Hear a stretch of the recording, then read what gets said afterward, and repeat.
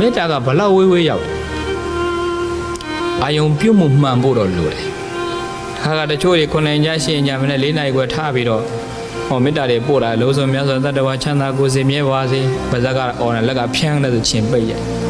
အဲ့လိုမျိုးမေတ္တာတော့မစွမ်းဘူးမတိရောက်။ तू ကပါဇက်ကတာအော်နေတာစိတ်ကဟိုရောက်တည်းချင်းရိုက်နေအဲ့ဒါမျိုးရှိ။မေတ္တာဆိုတာကဝစီကံမေတ္တာရောမနောကံမေတ္တာရောအာယုံပြုတ်ပြီးတော့ပို့နိုင်ရင်ဘလောက်ဝေးဝေးရောက်တယ်